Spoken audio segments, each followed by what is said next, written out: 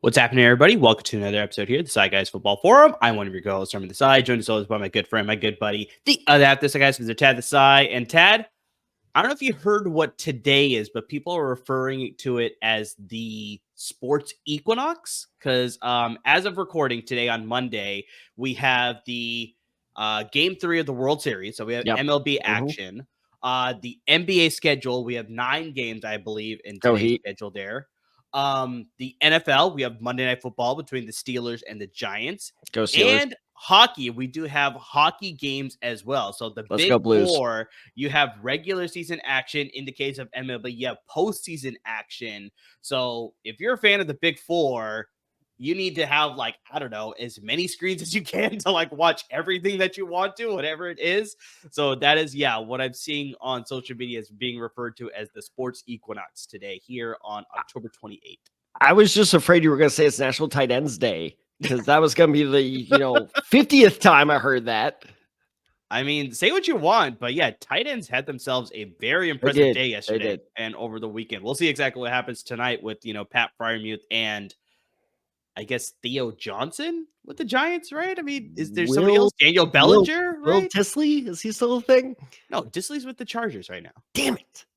Disley, I don't think was ever a Giant. Oh, no, yeah. Yes, he was. Will Dissly? I don't think so. Yes, I don't think so. Will Dissly started with the Seahawks, and now he's with the Chargers. He might have been in another team in between there, but I don't think. Who's the other white Giant tight end I'm thinking of? God, they had so many. Kevin Boss and Jeremy Shockey and. Okay, no, I'm not going that far back. Okay, well, you said white tight end and you said the Giants. Right. Otherwise, you're forgetting a very crucial guy, one of my favorite NFL players, Darnell Washington. Yeah, but he's not white. He's so good. He's not white though. And he did play. I'm not talking about him in the Giants. I was diverting to another tight end. He is staying in context here. But I think the biggest thing to have with it being sort of, the sports equinox or whatever you want to call it today, lots of action happening here. This is the perfect time to sort of get into the action with our good friends at Underdog Fantasy. Because, I mean, all the things that I mentioned here, with the NFL playing today, you obviously got MLB, the NBA, NHL. You could bet on esports. I mean, when tennis is going on, you can bet on that. MMA, boxing. I mean, just you name it. Whatever you're comfortable making bets in, you can make bets with Underdog Fantasy. All you have to do is make it here between 2 and 8 different prop bet picks. More picks you make, more potential money you can win. And guys, get into the action with our promo code DESAI, DESAI, so you can double up on your initial deposit of $10 or more, up to $500, courtesy of our good friends at Underdog Fantasy. So, I mean, if you were to put in that max amount, $500 with our promo code DESAI, you can get that match dollar for dollar and bet with up to $1,000 on their betting platform. You can use the website, very easy to use. You can use the apps, both on Apple devices as well as Android devices. Very user-friendly there as well. So, guys, get into the action. A lot of things to be betting on. A lot of potential money out there that you could be winning, guys, as we get closer to the holiday season. So, get into the action with that promo code. Once again, the promo code is DESAI, DESAI. Double up on your initial deposit of $10 or more, up to $500, courtesy of our good friends at Underdog Fantasy. So, were you able to fact check that? Was Will Dissly with the Giants and you got me wrong here, or was I correct as usual? It was Bellinger. There you go. Yeah, see, I brought up Daniel Bellinger before too. No, it was Bellinger. I was getting my white guys mixed up. My bad. Daniel Bellinger out of which school? Oh, God. Hold on. I can tell you. No, don't check it, you idiots. Before I click on it, I'm going to guess, and this also shows my bias. Wisconsin? Nope. Damn it. Wrong section of the United States. Oh, wow. Yeah. Like almost on the opposite coast. Wow. West Coast. Yeah. San Diego State for our listeners, by the way. He was an Aztec. Aztec. All Right, Tad, so talking about tight ends, I mean, just let's get into. Unfortunately, there was no. Well, I guess not. Fortunately, I guess probably. Fortunately, I was about to say. Yeah. Unfortunately, my God, what you got? Unfortunately for all I know these National other Tight End positions- Day was annoying, but like, come on, man. Yeah, maybe they had extra powers because no tight ends, as of news that I was able to compile here, got hurt over the weekend. Although, here. shout out to a tight end, Dallas Clark, inducted in the Colts Ring of Honor. Very impressive stuff for sure. But yeah, unfortunately, we do have some big injuries to get through in our sort of top of the episode here, like we usually do. We're gonna start at the quarterback position here, Tad. Unfortunately, Jordan Love, not Anthony Richardson. Even though he excused himself after making a long run. We're going to touch on that. No, we're going to touch on that later. Trust me. We're going to, don't get to that yet. We're going to touch on that. But unfortunately, Jordan Love is dealing with the injury again after suffering an injury earlier this season. So he seemed to have suffered an injury somewhere in the second quarter of that game against the Jacksonville Jaguars, but he didn't miss any snaps at that point. Later in the second half is when he noticeably left with a limp, and he was excused from the rest of the game. He is dealing with a groin injury, and his status for the weekend is still up in the air. Head coach Matt LaFleur has said that they're still monitoring it. They're hoping that he can play this weekend in a very important divisional matchup against the Detroit Lions. So they're hoping that he'll be good to go for that game, but it's still very uncertain. He was very secretive with his information. Maybe that's, strategy with, the Lions coming up. I have no idea what it is, but as of recording, we still don't have an exact idea as far as the severity of the groin injury or whether he's going to miss any time at all. Malik Willis will step in to play for Jordan Love. If that is the case, he did step in to play for him during that game against the Jaguars. The game was kind of already in hand, so it wasn't too much of a affect anything really. But in the spot start earlier this season when Jordan Love was out, Malik Willis actually played pretty well. So it's like in this situation here, it is a tougher team in Detroit compared to some of the teams that Malik Willis faced earlier in the season. So could be a potential streaming option, but I think, just wait to see exactly the status of Jordan Love as we progress through the week to get to the weekend. But just, if you were a Jordan Love fantasy manager, Tad, how comfortable would you be starting Malik Willis in his place if you had to? Not very. Okay. Especially after that showing that Detroit just had against Tennessee. I mean, we saw that true. Tennessee performance against another backup quarterback in Mason Rudolph, but I just want to add some clarification of it wasn't like he was toughing through an injury and then he succumbed to it. It was a separate hit. He got shaken up. Yeah. And then it was a separate hit. And it was really weird because he was like, I'm fine. And then he fell down. It was like, I'm not fine. It's like, okay. But no, I mean, I think the big thing too is just going off fantasy for a second. You read the NFC North standings. I'm looking at them right now. Detroit Lions 6-1, first place. Green Bay Packers 6-2. Minnesota Vikings 5-2. Chicago Bears 4-3. Should have been 5-2, but that's crazy ending. But anyways, wild ending and we were saying this in the preseason. This is probably the best division in football right now. So yes, every divisional matchup is hugely important. So honestly, if I'm a Jordan Love manager, I'm expecting him to play. They're going to inject him with whatever the shit they have. They're going to give them. They're going to give him whatever the Commanders gave Jaden Daniels. I don't know what it is. I'm fairly sure it's horse tranquilizer. How you say it? Oh, dear Lord, you need to stop. You need to stop. You could have gone with a better reference. You could have been like, Space Jam's Michael Jordan's secret stuff. That would have been even better. Yeah, but that was just water. Doesn't matter. They're tricking you guys. They didn't know that. They didn't know that. It's the stuff that worked. It's the stuff they gave Will Ferrell in Old School. There you go. That's even a better reference. Yeah, exactly.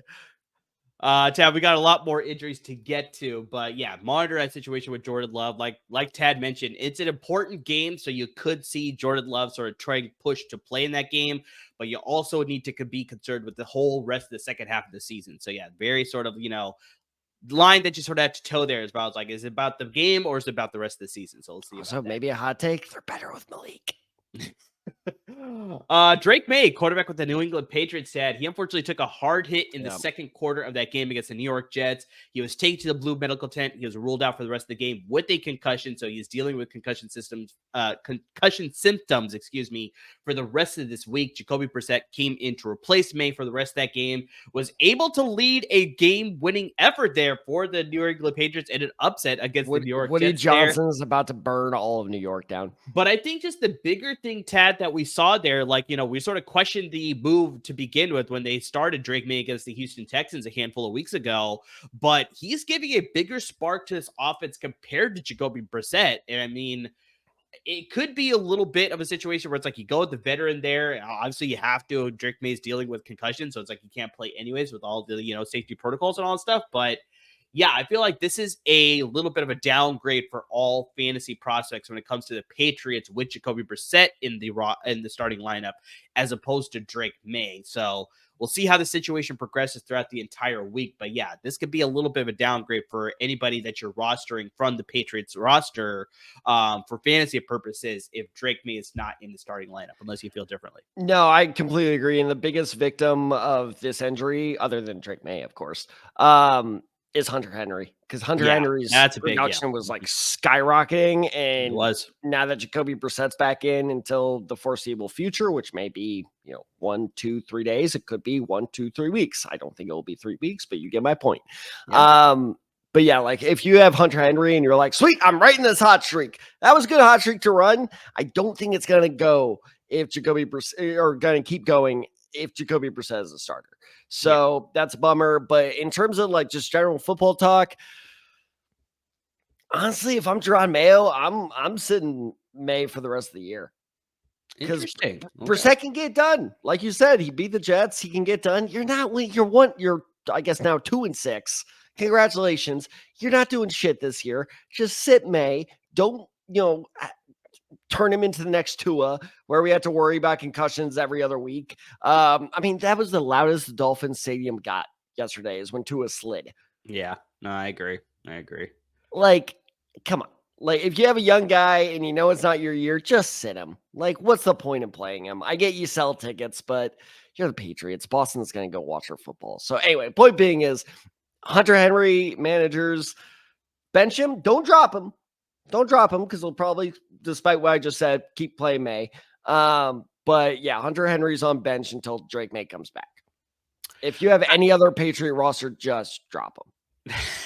I don't think it's an issue of selling tickets or whether it's good to go with the veteran because you're trying to salvage the season or whatever it is. I think it's just this is your best chance to sort of give Drake May live action as far as playing in an actual game, as opposed to how much you can learn from practice, right? So it's that's why I can sort of see them going back to May, because I think they all already know that's this is sort of a lost season. They're not competing for a division crown. They're not playing for a wild card spot. That's not going to be happening this year. But I think just having the opportunity to play against teams who may be in their respective situations to play for their division title or play for a wild card spot, to play against competing teams, that can sort of give you a better idea as far as yes, do we need to stick with May, or is it do we need to start evaluating some options out there through either free agency or trade or possibly through the draft again, right? You know what football teams should start doing? They should start treating this like baseball. Like, if you have a promising young pitcher and he's due up against the Yankees, you're like, now let's switch around this rotation a bit. Let's put in the vet guy. And then it's like, oh, we're playing, I don't know, who sucks? St. Louis Cardinals. Shut up. The Mariners. The Mariners couldn't hit for shit this season. So if they're playing the Mariners, that's when you put the young guy in.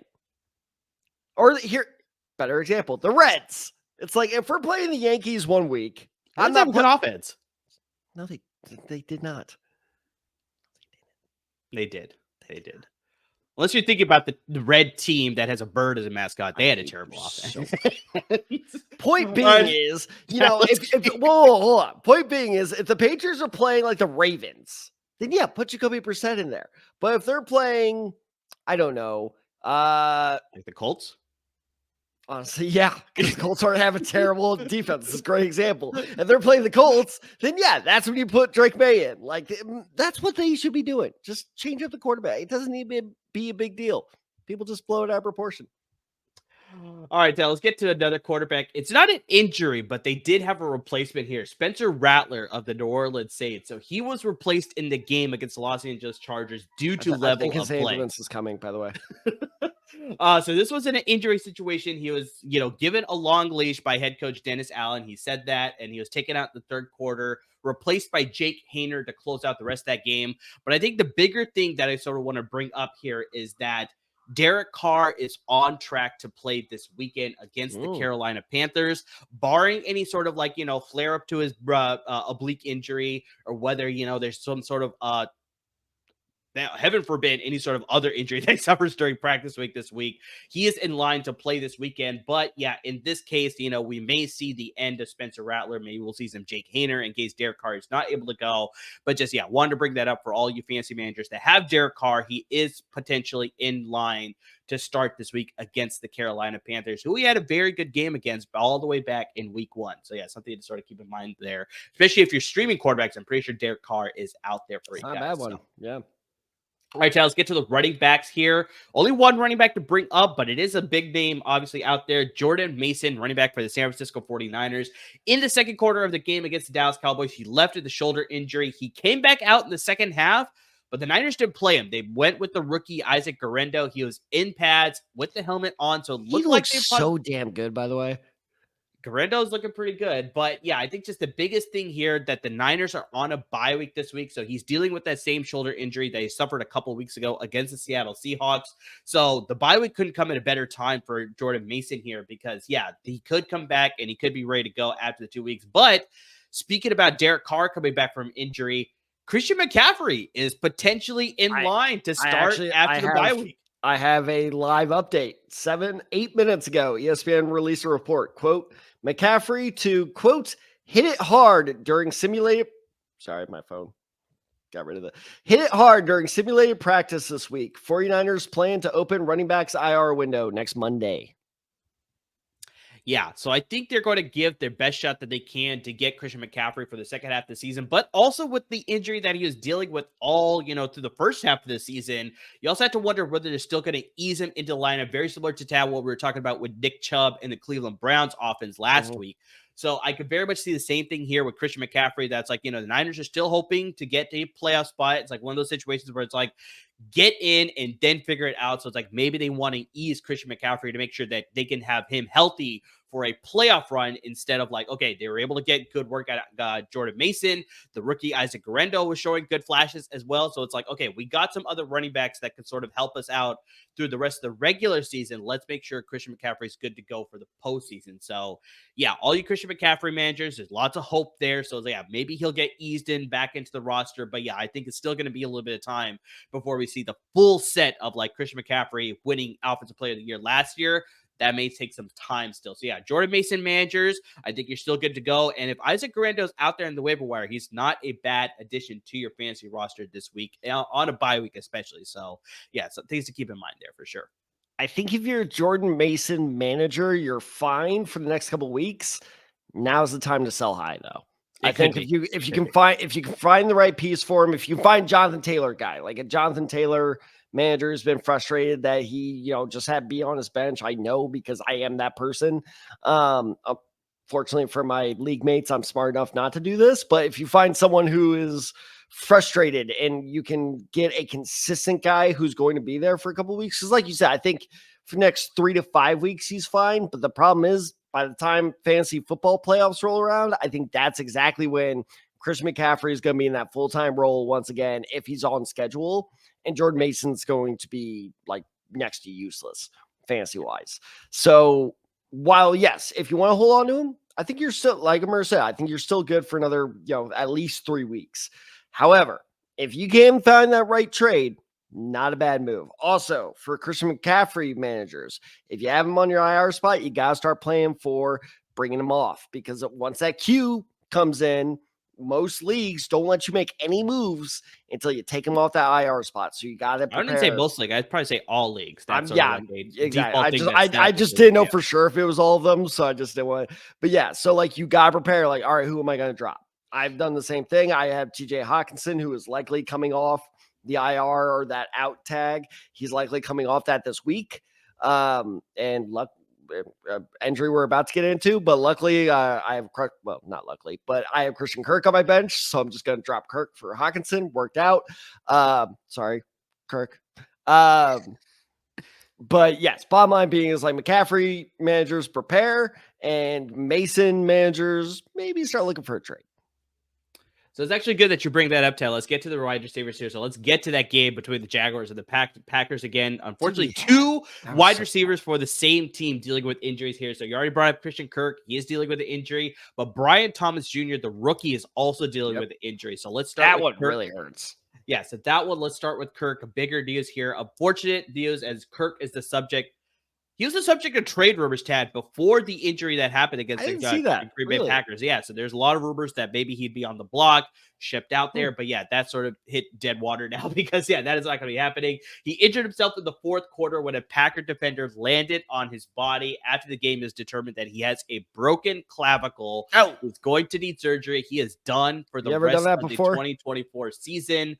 Unfortunately, this is tough for Kirk because last season, Tad, he had his injury short with a pec injury. So it's like he still has not played a full season in Jacksonville in either of the 2 seasons that he's been there. So, I mean, yeah, it's tough for Christian Kirk fantasy managers. Like Tad said, that's an easy drop now. If you have TJ Hawkinson or, Christian McCaffrey, that's an easy sort of move that you can make there. But just, yeah, if you had Christian Kirk, he was starting to get more involved in the offense. The Jaguars offense looked to be hitting a different stride now. So they look to be getting things going as well. So, yeah, losing Kirk, that is going to be a significant blow. But, yeah, to throw on top of that, to throw salt in the wound here, Tad, the rookie, Brian Thomas Jr., who's surprising a lot of people. I think me and you both agreed that he had potential, but in his rookie year, I don't think we saw him having the season that he is having with the Jacksonville Jaguars. He's been absolutely killing it right now.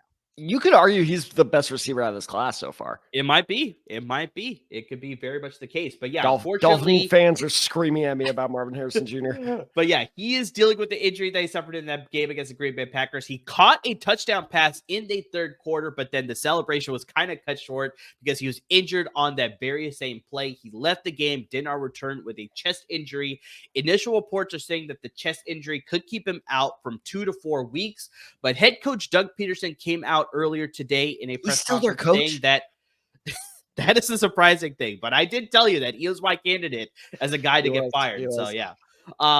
But yeah, he said that the injury is not as bad as they were initially thinking. So he is now considered day to day. So he could still be in line to play this weekend against the Philadelphia Eagles. And boy, they could use him because, yeah, with Christian Kirk being out for the season, you're down one receiver there. If they were without Brian Thomas Jr. as well, they'll be rolling out the likes of Gabe Davis and Parker Washington as their starting wide receivers. Evan Gingram is healthy now, so he'll get involved in the offense. But as far as the receiver position, you're down 2 potential key guys as your starting wide receiver. So yeah, that could definitely affect the Jaguars offense that, like I said, seem to be hitting a different stride and seem to be going in the right direction. But yeah, definitely hit a brick wall now with the potential news of both these starting wide receivers being out for some time here. Kirk obviously being out for the year. The fantasy wise, the entire Jacksonville offense has suffered. Yes. Tank Bigsby is now like maybe a flex starter. Maybe, I guess. Yeah. Etienne is still out as far as I know. Ingram he's a starter because he's been killing it since he's come back from injury. But the problem is now I'm worried about the defense solely focusing on him. That's my biggest concern with Ingram. And this is a prediction that's probably going to age terribly because it's probably not going to happen. But Michael Thomas to the Jaguars. He hasn't been getting calls. They need to sign someone. Who are you remember that, Rashid Shaheed is out in New Orleans, so it's like he could have come back to the same team, but just like there's been a lot of it. The Chiefs, obviously, they've been dealing with it. I know they eventually traded for DeAndre Hopkins, but just still, it's just surprising that Michael Thomas has not been in the news as far as like getting even just a tryout or just like see how good this guy is. It's just like, I think he was just one of those guys that just had an amazing 2019. And ever since then, it's just like, he's never going to be seen in the league again. Like, I don't know what that's going to be the case here, but maybe it could be a situation there where Michael Thomas could sort of surface there in Jacksonville. But just, yeah, it's a little shocking to see that he's not even, like I said, bubbling up in these reports that's just like, they brought him in for a tryout. San Francisco is dealing with injuries in their wide receiver room. I didn't hear anything about that either. So it's just like, kind of shocking. Maybe not that shocking. I don't know. Speaking of which, did you know Ricky Pearsall got shot? I don't know if you know that. They only mentioned it fucking 24 times on Sunday night. But bottom line being is, no, you are absolutely right. That Jacksonville receiver depth chart is thin. Yeah. I don't know what they're going to do. I'm not necessarily upset. I'm sad for the players. I asked you earlier, have you ever broken your collarbone before? No. Oh, dude, it's terrible. I broke my right, as I'm pointing to my left. I broke my right collarbone when I was in high school. Like, hurts to breathe. You can't move your shoulder. And how broken it is, you're pointing to the wrong side. Oh, no. Like, you can like still see like the bump. Yes, no, exactly. It's just well, I was also coincidentally concussed in that same accident. Oh, of course. Yeah, naturally. But point being is like, I'm not happy about the players being hurt, but this is borderline disastrous for the Jaguars, and I'm happy about that. But yeah, if you have any Jaguars offensive player, unless you're really desperate, I say keep them on your bench. That's fair.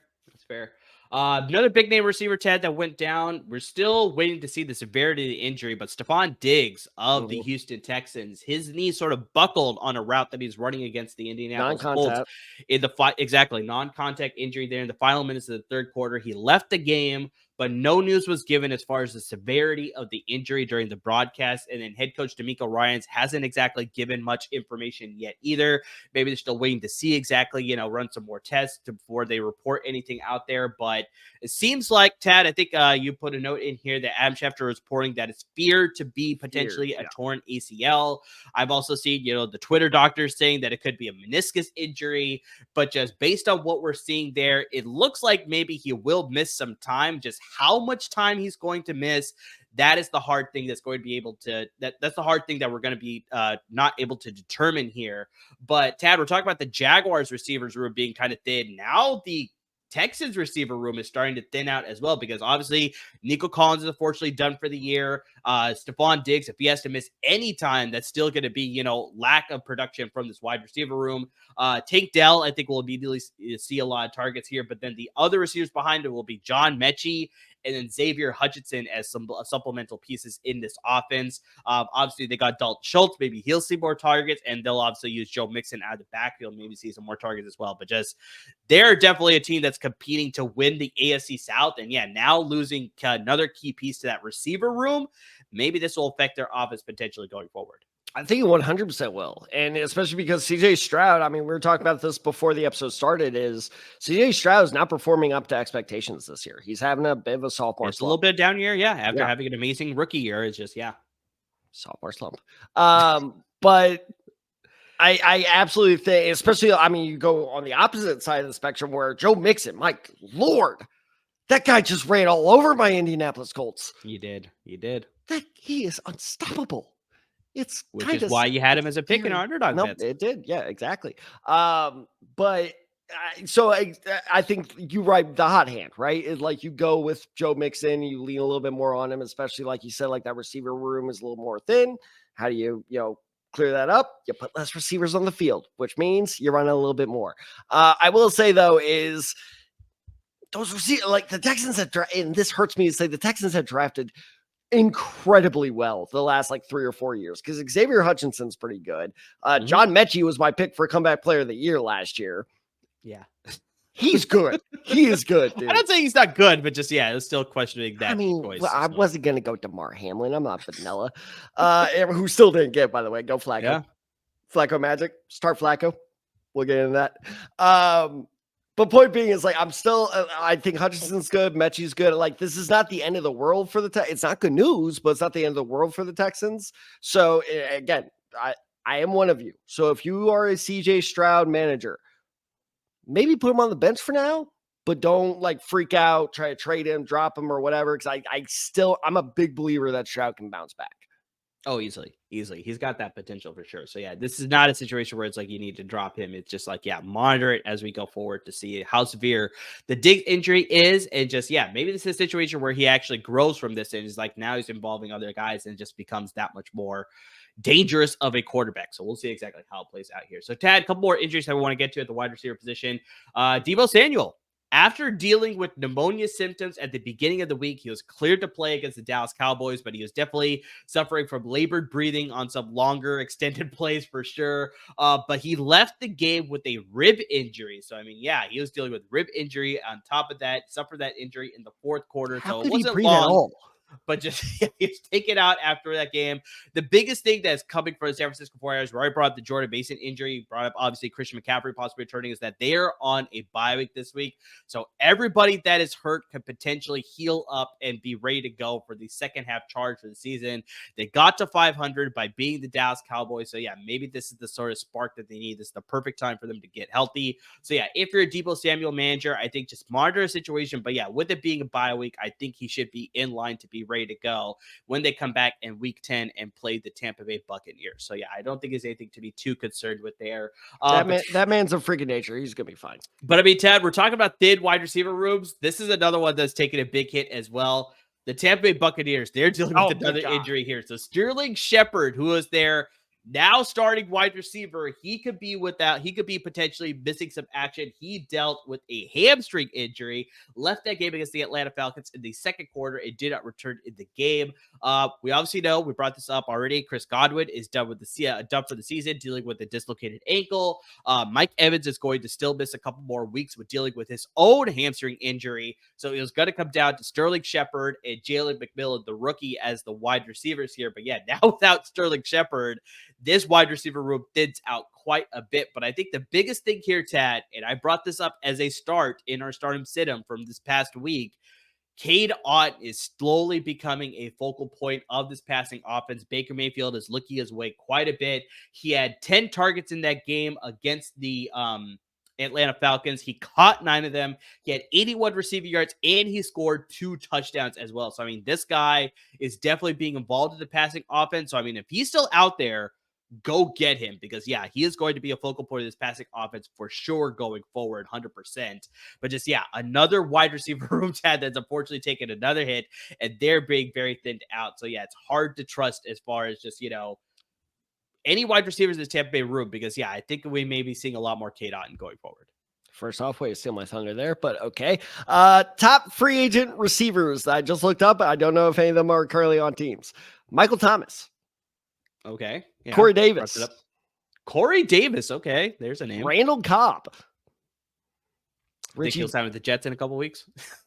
There you go. Name you're familiar with. Richie James. Richie James out of Middle Tennessee. Yeah. Chase Claypool.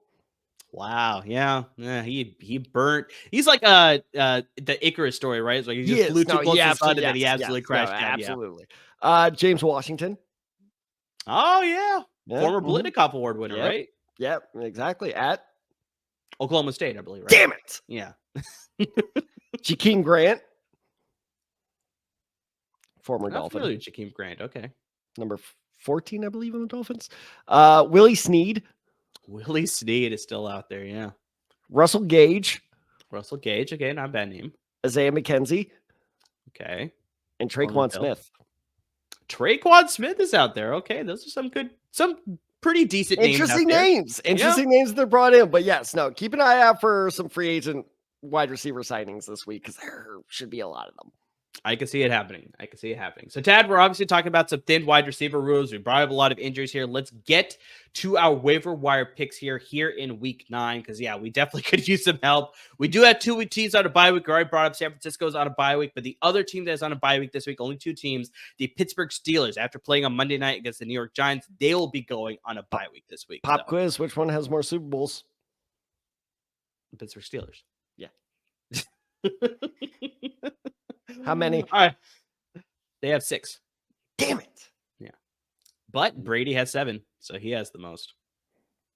Is that supposed to be a brag? I don't know. Just saying. They're just like, yeah, you're talking about teams with most. It's like there's still a guy out there who has more than both those. I do love how on Sunday night they were like, yeah, the 49ers and Cowboys both have 5 Super Bowls. None of them in the last 30 years. Yeah, that's how they ended the graphic. Yeah, 5 Super Bowls. I think 10 Super Bowl appearances. They're tied with that too. But just that was so great. That was a dig there at the very end there for sure. But yeah, that's unfortunately how things have been going. But let's get to the waiver wire picks here, Tad, because yeah, we definitely have some teams that, as we're getting to the midway point of the season here, this is the chance for you to sort of make some last minute additions, whether it's through trade, whether it's through waiver wire, whatever it is. Like, this is your chance to sort of make your final push as we get close to the fantasy playoffs, because that should be happening in a couple weeks. Because remember, the fantasy playoffs start sooner than the actual NFL playoffs, because your fantasy playoffs still close out in the regular season, guys. So this is an important time to make some important moves. So at the quarterback position, if you're streaming a quarterback here, if you have Brock Purdy potentially this week, need to find a replacement. I'm going to stick to the NFC West here, Tad, and I'm going to say pick up Matthew Stafford in your leagues this week, because I thought you were going to say Geno Smith. I was like, not that crybaby. No. I think they're playing the team that the Rams are playing. You're talking about Geno Smith. They're playing the Seattle Seahawks this week. That's why I like the matchup this week, because Stafford easily had his best game of the season on Thursday night against the Minnesota Vikings. And it sort of helps when you have a healthy Puka Nacua and Cooper Kupp back in the roster for you. And of course, Kyren Williams being as dominant as he is at the running back position as well. So it's like, when you have a healthy team, it makes sense that your quarterback is going to play a lot better as well. So heading into this week, like I said, they're playing a divisional game against the Seattle Seahawks. I brought this up in that chat that we have with Chauncey Talese. I was just like, the wild NFC West, because the Cardinals are currently leading the division at 4-4, but everybody behind them is either at 4-4 or 3-4. So it's a very, I wouldn't say it's a the best division like the NFC North, but it's a very competitive division. Yes. That's the better word. exactly. So it's a very competitive division. So anybody can still win this division. So this is a very critical matchup. And you also have to remember that the Seahawks just surrendered 283 passing yards to Josh Allen. Also 2 passing touchdowns. They gave up 31 total points to the Bills as well. So this defense, I know it's raining, but it's like still, it's just like this divisional matchup. I could see the Rams taking advantage of that. Like I said, Stafford played really well. Cooper Kupp and Puka Nacua are both healthy, so that should let the passing offense be that much more lethal. Stafford last time in week 1, the second highest fantasy performance that he had, he scored 14.7 points. He threw for over 300 passing yards. That was the last time Cooper Kupp and Puka Nacua were on the field with Matthew Stafford. So, this sort of speaks to the fact that it's like, if they're healthy, Matthew Stafford is going to play a lot better. So, I could see him having a better game against the Seattle Seahawks with everybody healthy. I think this is a streaming option that you should go for sure. Just that interest, do you have the roster numbers for Stafford? The roster numbers, I can pull that up. No, I just pulled them up. So I was just wondering if you had them. This is crazy. On ESPN, do you want to guess what percentage he's rostered in? I remember looking at it. I don't remember. I made a face somewhere around 30%. It dropped. It dropped lower. Okay. He's only rostered in 18% of leagues. That is a great pickup though, because it makes sense, right? Exactly everything you laid out. That production dropped because his top 2 receivers are out. Well, now his top 2 receivers are back, and if I'm not mistaken, he was a top 15 fantasy quarterback last year. It's true. So this is a good chance to jump in there if you have if you're a 1 quarterback team and you're not too. If you have Aaron Rodgers, if you bet it all on Aaron Rodgers and you're like, what do I do now? Stafford's an excellent place to put all your chips in. I agree. Yeah, no, and that's why I'm excited, because I was like, oh my God, 82% of leagues he's still out there. Like, that is a widely available pickup and not a very popular one either. If you're like the 9th or 10th, waiver wire order, you can probably get him on your first waiver request, is my guess. I would agree with that for sure. And then, like I said, with the Rams sort of getting healthy now and that NFC West being wide open, Williams, this is a good chance for him to have a second half sort of surge here and be a very promising starting option for your fantasy roster. Let's get to the running back position here. And so I got a running back for you. So this one is a little bit more of like a down the road addition, but it's like you want to add him now. And that's Tyrone Tracy Jr., running back for the New York Giants. So Devin Singletary's healthy. He'll be back in the starting lineup tonight against the Pittsburgh Steelers. But I think just the bigger thing is just when Tracy was the starter for the New York Giants, when Singletary was out the injury, he was just more productive with the ball in his hands compared to Devin Singletary, because in the 2 games that Tracy started, he averaged 18.35 fantasy points per game in those 2 games, whereas Singletary is averaging over the course of 4 games this season when he's been healthy only 11.83 fantasy points per game. So, I mean, it seems to me that just Tracy's able to sort of use that, he's a converted wide receiver to the running back position. Maybe that's sort of giving him a sort of leg up there. But a lot of his production has been coming on the ground, though, too. So I just see Tyrone Tracy just being a little bit more effective in this offense compared to Devin Singletary, who, Brian Daboll with that connection in Buffalo formerly. That's why they brought in Devin Singletary to replace Saquon Barkley for some reason. Like, I don't know why he decided to make that swap, but they did bring him in. I'm not seeing the effectiveness with Devin Singletary compared to more of what I see with Tyrone Tracy. So I think it'll take some time, but I have the feeling the Giants are eventually going to go back to Tracy and sort of ease him in back to the roster. And eventually, I think, give it a couple weeks, Tracy, I think, will usurp this backfield away from Singletary. So yeah, as of right now, it's still going to be Singletary's backfield, but I think down the road, Tracy's going to take it from him. Okay, sorry. What team does he play for again? New York Giants. Okay, what's his name? Tyrone Tracy Jr. So it's not Malik Neighbors. No. I don't trust him. Okay. That's fair. Because no, I mean, everything you said is true, but here's the whole thing is like, because you're absolutely right. It is still Singletary's backfield. He's getting majority of the carries, but Singletary hasn't put up double-digit points in his last two performances. I know because I have him on two of my teams. There you go. So no, it's like, even if it is Tracy's backfield, I'm not convinced he can do anything with it. Right. He's not a bad bench ad. I think like Zach Moss somehow, if he's still there, Chase Brown, who's been, like, by the way, taking over Cincinnati's backfield. But like something like that, not Tajay Spears because he's not doing shit. And this is the tough part of this year is like the running back waiver. And this is where it's like, if you're that desperate, I say go for a trade rather than go for Tyrone Tracy, because I'm just not sure how much Tracy's going to do for you. That's fair. And I think this is more one of those ads. This is like exactly why this was your job, by the way, because I got my picks in first and I did not have any running backs. I was like, oh yeah, that guy. No, this is why we brought it up last week as well. It's like, now you get to the midway point of the season, it's harder to find some of those gems off the roster. So it's more, these are like, speculative ads potentially could lead to something. These are volume plays. I think I remember mentioning Alexander Madison of the Las Vegas Raiders last week. So it's like, these are things where just like, the potential could be there. And so it's like, if you need the bench spot to add these guys, these are not guys that are going to be immediate starters for you, but just like potentially that, fantasy production. Speculative assets. Exactly. That's exactly what the Wall Street bros call it. Is. All right, Ted. So let's get to the receiver position. Who you got for me? I'm going full homer, baby. You ready? Let's hear it. God, I love this guy. Number one in your programs and number one in our hearts. Josh Downs. Is that cheesy? Yeah. Good. So he's posted 15 plus fantasy points in 3 of his last 5 weeks. He's also had 9 plus targets in 4 of his last 5 weeks. Now, here's the most important thing. Are you ready for this? Because this is a very key factor. Are you paying attention? Yeah. Not only does our quarterback suck, but he's a pussy. Yeah. Because apparently he can't run further than 10 yards without having to literally tap out. That is what he did. I hate him. I know you do. Every day I'm validated for storming off the set when we drafted him. You need a breather? We drafted you for your athleticism. Yeah. We started running the triple option in the 4th quarter. Yeah, I saw that. I hate him so much. Anyway, point being is, because our quarterback is a wimp and sucks, we need to make the most out of the athleticism we have, we being the Colts. And Josh Downs is... Shut up. I can run 15 yards without having to run to the sideline. So apparently I'm more of a Colt than fucking Anthony Richardson.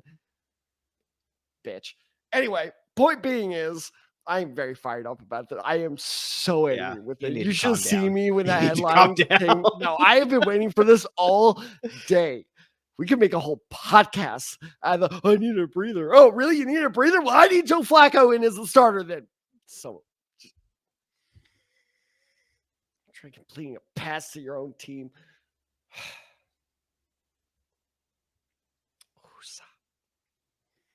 Point being,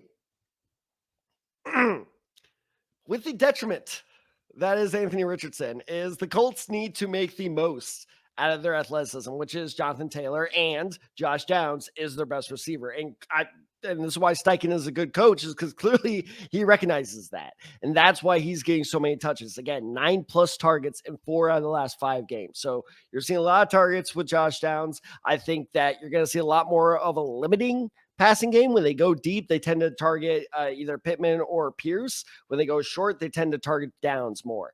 So I think you're going to see a lot more Downs targets in the future. And on top of that, you also have to remember that, guess how, because this is the shocking thing. He wasn't even on my radar. Guess how many ESPN leagues Downs is rostered in? I would say 70%. That was going to be my guess too. That's why it wasn't on my roster or on my radar. That was he wasn't even a candidate. And then it turns out actually for behind the scenes sneak peek for our audiences, I actually picked Cedric Tillman again. And then it was like, you did that last week. And I was like, damn it. Hey, hell of a good pick though. He did have a good game. Did have a good game. So then I was like, oh shit, who do I go with? So I looked at the roster numbers. He's only rostered in 48% of ESPN leagues. And I think it's for the exact reason that you brought up, where it's like people are seeing just the level of play that Anthony Richardson is giving. So it's like, why would I trust any sort of Colts receiver in this offense right now? And so, yeah, I can see why the finding creative ways to get him involved, though. That's why, I could have picked Alec Pierce. I could have picked someone in my league dropped Michael Pittman.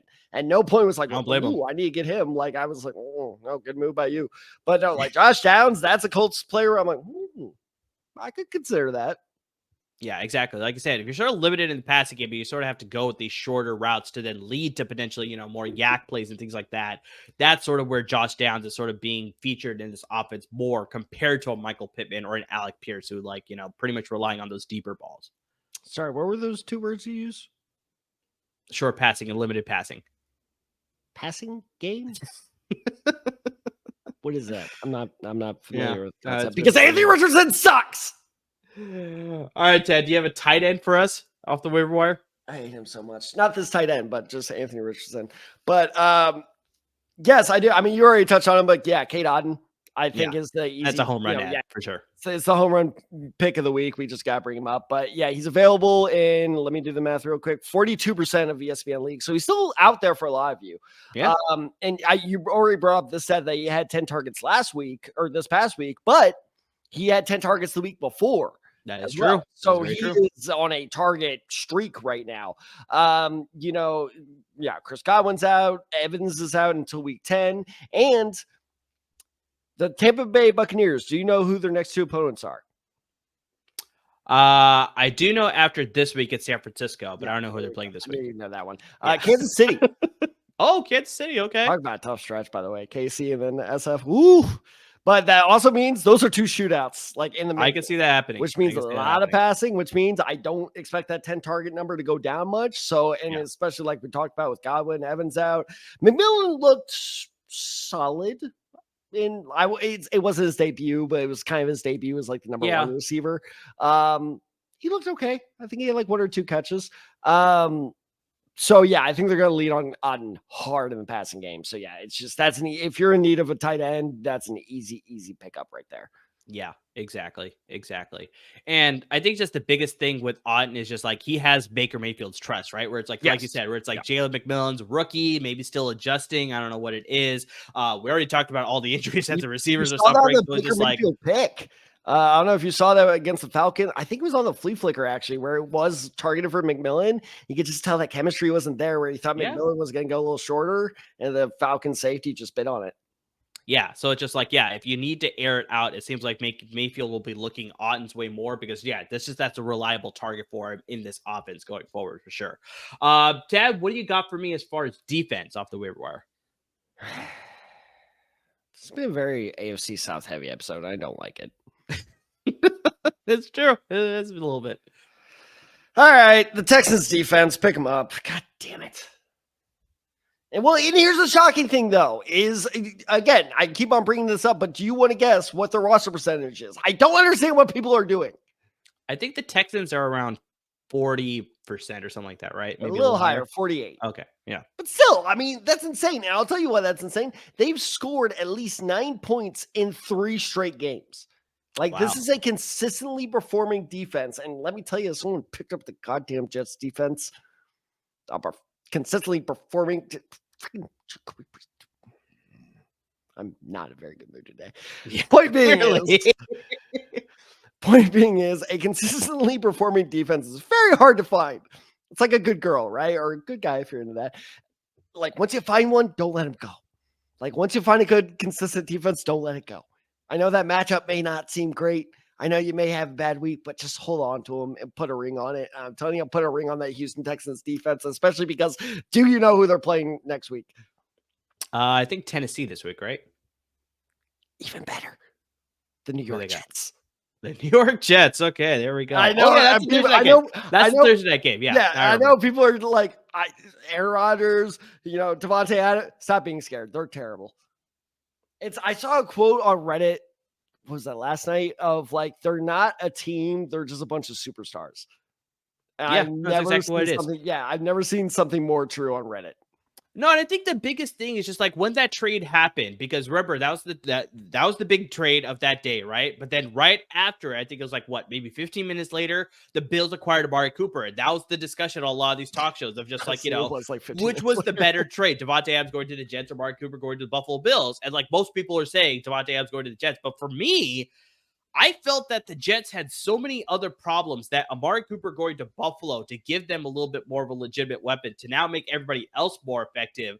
That was the bigger trade because, we're still seeing it with the Jets. It's like, they have Adams, but it's like they're still suffering from the same issues that is keeping them at only 2 wins, even now that Aaron Rodgers has his guy now, right? It's like it's still a little bit of an issue. Whereas like Buffalo, they're rolling strong. I know Amari Cooper did not have the best game against Seattle. I was going to bring that up, but Amari Cooper managers don't panic. That was an outlier of performance. I think so. But no, and sorry to cut you off, but exactly like everything you're laying out of like the not lightning fire, the dumpster fire. There we go. Lightning dumpster fire. Yeah. Way different than lightning fire. The dumpster fire that is the New York Jets heading towards, once again, a fantasy defense that has put up 9 points in 3 weeks straight. That is not unheard of, but that's incredibly hard to do. Like it's a perfect mixture. So it's just, and plus D'Amico Ryans is our coach. God, I hate them. But like I said, I think the biggest thing is like it's on a short week too. So it's like, that could maybe affect things for both teams as well there. So Ted, I'm going to give you a kicker off the waiver wire in case you're streaming kickers here. The Brandon McManus kicker for the Green Bay Packers, who they just signed a couple of weeks ago. Playing the Detroit Lions this weekend, and I think this could be a game where it's like, both teams may struggle to find the end zone potentially. We're going to talk about Jordan Love possibly not playing this week, so you have to go with Malik Willis. There could be situations where they find themselves short of the end zone. Green Bay Packers have a good defense, though, so we may see some struggles from the Lions offense being able to move the ball effectively against the Packers defense there. So I can see Brandon McManus being able to be in position here to get some kicking opportunities. He's been a good kicker for the Packers the past 2 weeks. He scored 12 points just this past weekend against the Jacksonville Jaguars, including the game winner at the very end of the game against his former team. So if you need a kicker this week, Chris Boswell is going to be on a bye week.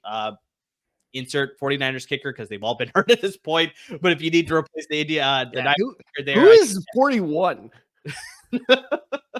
It's actually funny, but Anders Carlson is the former Packers kicker, and so he's kicking with the Niners now. So Brandon McManus, I think if you need a spot start, he's a good pick off the waiver wire this week for sure. Here's the only problem with that is he's on the road.